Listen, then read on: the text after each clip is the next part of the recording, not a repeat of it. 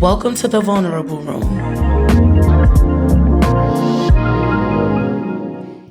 Hey, everybody, and welcome on back to yet another episode of the Vulnerable Room podcast. I am your host, Darnique, and if you are new here, thank you for tapping in. I would like to say welcome, welcome. There's a reason why you're here. I don't know if you were referred by someone or you saw a clip on social media, but nonetheless, I am so glad you're here. And for my day ones, my listeners, thank you so much for tuning in again. So as always, this is a space where we remove the mask, we have honest conversations, we let our hair down, and we are free to talk about all the uncomfortable conversations surrounding adulting. So before we jump into today's episode, I just want to say Happy New Year, Happy 2026. May this year be a prosperous one for you. I hope you all had a great holiday season. And even if your holiday season was a little bit rough, you made it. You made it into the new year, and that's always a plus.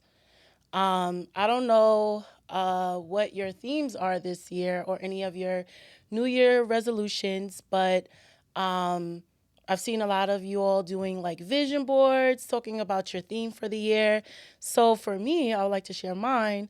Mine is I'm asking God to order my steps in all aspects of my life, whether it's, through, you know, my employment situation, work, finances, my love life, all the things. So that is my theme for the year. I'm asking God to order my steps. So I just have a few life updates. I know we haven't had this type of one-on-one scenario since episode 1. So, first life update, since we haven't, caught up, let's chat. The pod just turned 3 years old. Happy anniversary to the Vulnerable Room. And it still blows my mind that you guys are still rocking with me 3 years later.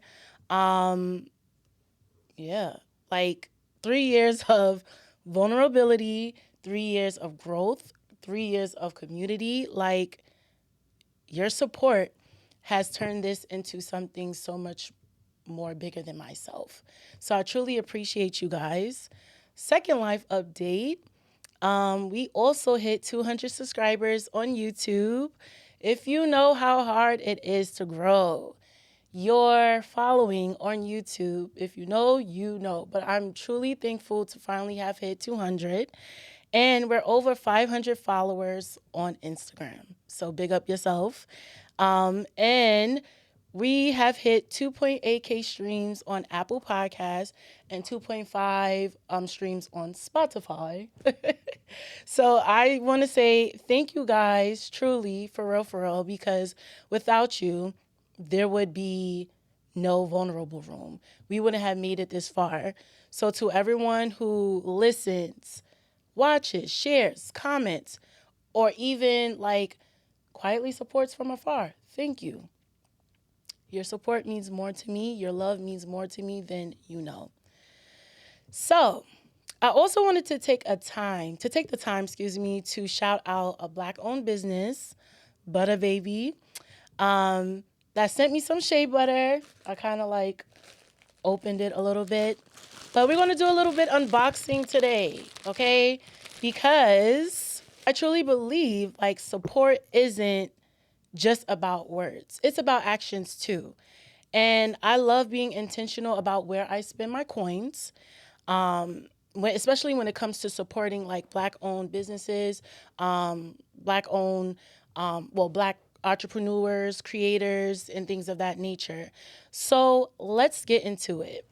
So the first one I have here, I'm only going to do one. She sent me 4 in total. So thank you, Kiani. Again, this is Butter Baby. And this scent is called Dragon Fruit Pear. So I'm going to blindly try this. Let's see. So I love a good shea butter. Ooh, okay. Smells very sweet. It's the texture. Okay, Kiani. All right. Okay, yeah. Go support. And it moisturizes very well. I love a good shea butter, okay? And she had a Black Friday sale. So yeah, go support her. I met her actually at a networking event. Ooh, I smell peers. Hold on. Yeah. Yeah, go support my girl. I met her at a networking event and we were able to connect from there back in October. I went to the creative keynotes and I was able to network with a lot of Black creatives. So I'm here to say, when it comes to supporting Black owned businesses, support is free. It's really not that hard. But nonetheless, customer service is great too. Her communication is A1. Kiani, thank you. So yeah, y'all go support Butter Baby. So we're gonna do some quick book reviews. I haven't done this in a minute. So the last time we met, like the last time I did review, it was 3 books I did. But in total, I just want y'all to know, I know I told y'all I had a goal of reading like 35 books last year, but I only read 30. But I'm still going to pat myself on the back because that's still a lot. But the last time we reviewed 3 books, so this time I only have 2 here, but one of them is an audiobook, but I'll be able to pin it with this episode.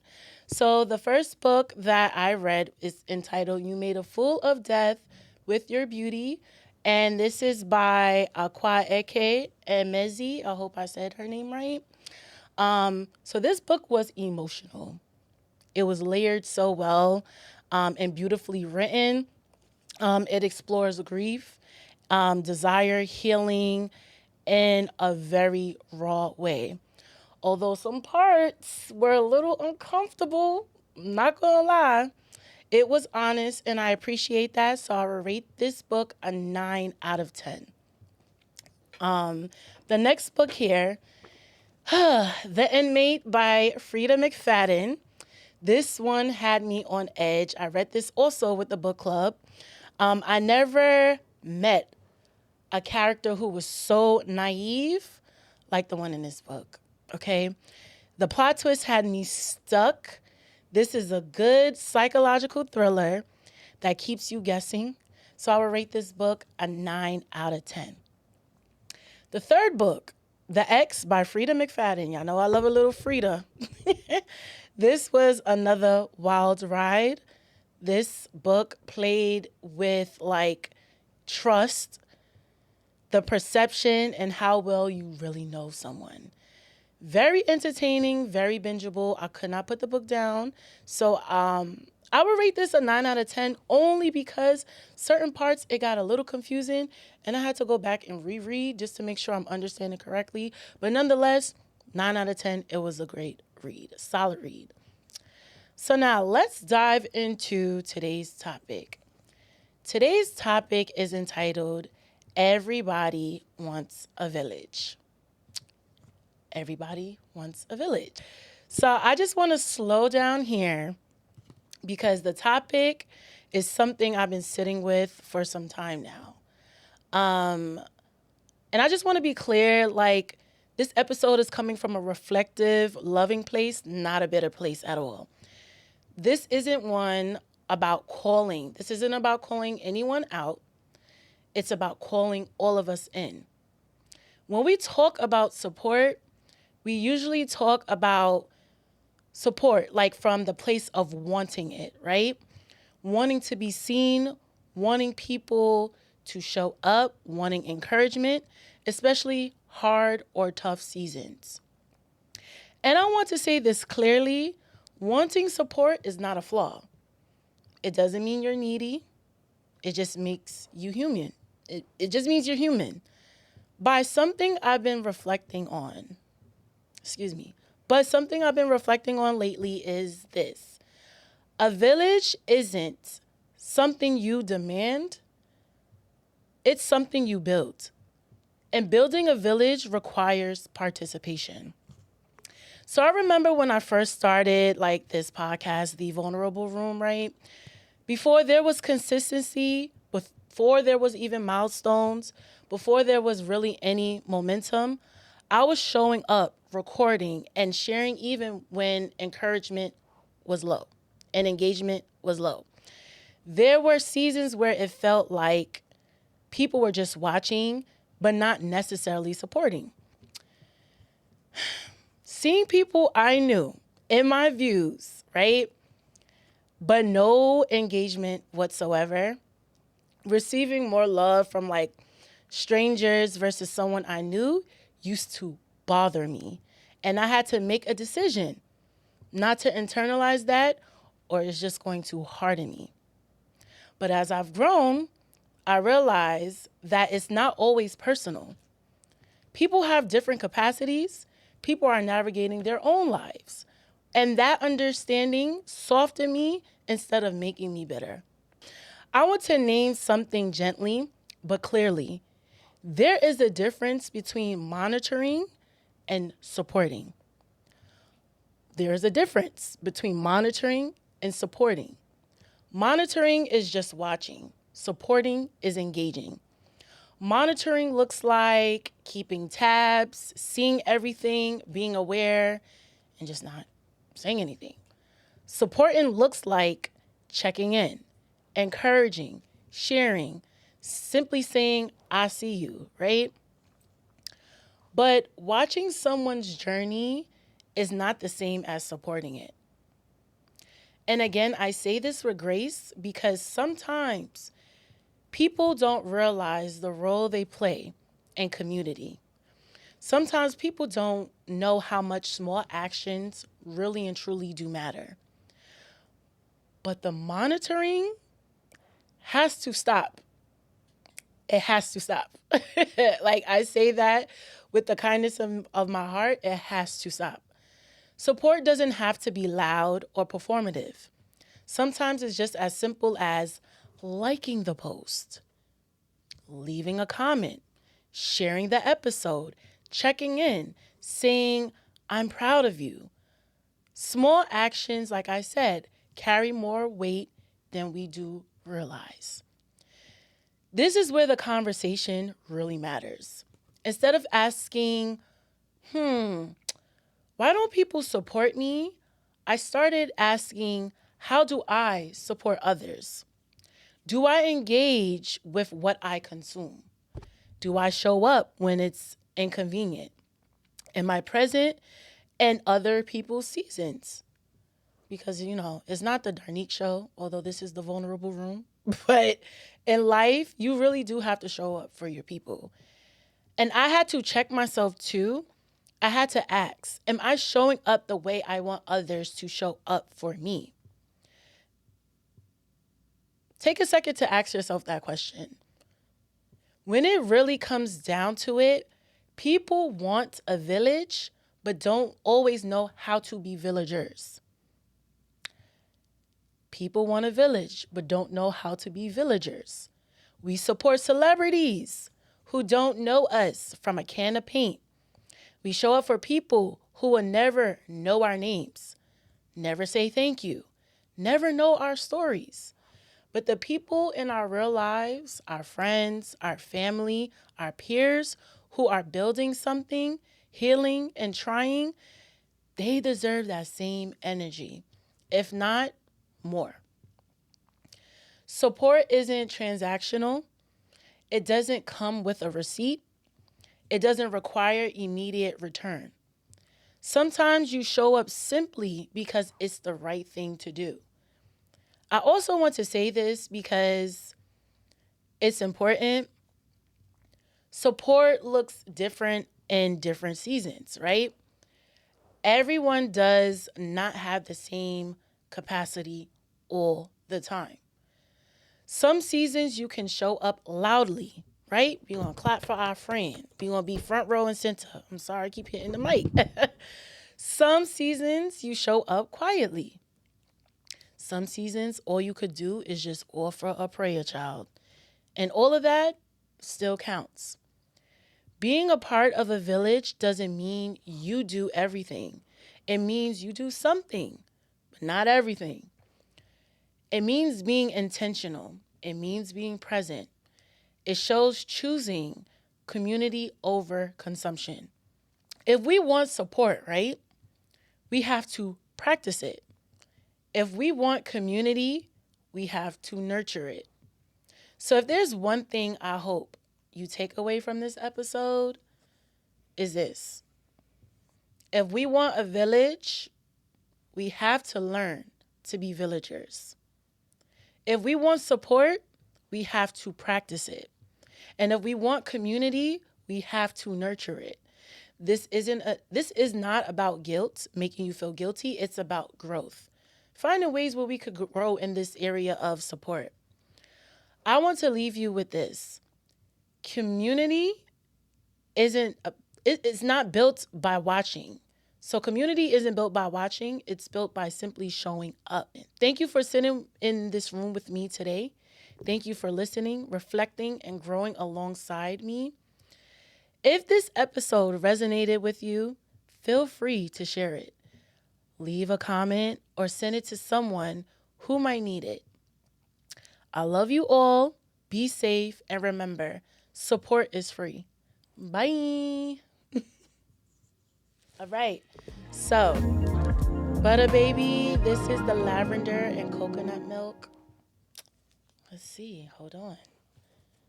I like a little smell goods. Ooh.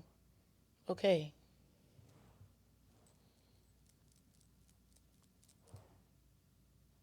This one has it's a subtle scent.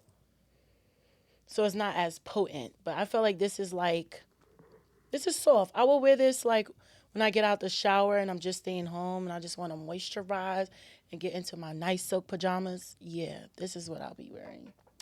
Now, I have two more. Hold on. This one is strawberry vanilla whip. Love me a strawberry. Okay, so let's see. Oh, hold on. I'm gonna use this hand now. Hold on. This right here, it's giving edible arrangement.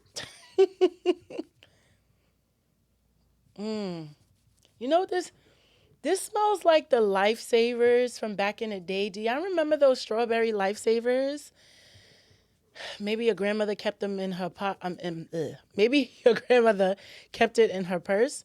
This is what this smells like. Yeah. Yeah, this the one. Hold on. And then I have one more. Okay. This one is called Bomb. Okay, hold on. Hold on. Oh yeah. Hold on.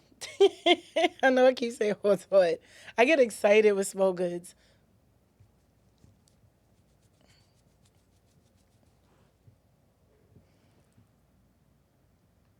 Okay.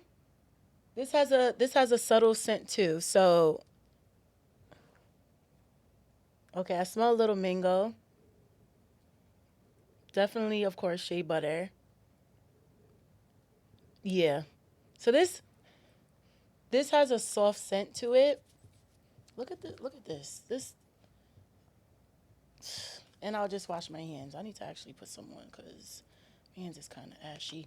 But yeah, Kiani, thank you for sending me these because I ordered one to like test it out, but because the way that people was going crazy for these shea butters, y'all sold my girl out. But I was happy to be in this number. But I think that you guys should definitely go check out Butter Baby. Her Instagram, I'll tag it with this episode. But her Instagram name is Buttababy, Buttahbby. So yeah, my girl did her the big one. This smells amazing. This smells really, really good. And of course, it's a black owned business, so that makes it 10 times better. All big things for your business in 2026. But yes, anything that you would like for me to unbox on the vulnerable room, feel free. maybe we could talk, we could connect. I'm all for supporting like Black creatives, Black owned businesses. I'm here for it because we quick to support the big owned luxury brands, but it's good to support our peers. So with that being said, feel free to DM me. Come on, y'all. We know these combos ain't for the faint. Thank you for listening to the Vulnerable Room podcast. If you enjoyed today's episode, head on over to Anchor or Spotify to subscribe, rate, and leave a review. Follow at The Vulnerable Room on Instagram or visit thevulnerableroom.com for the latest tea. See you next time. Love you all and have a great week.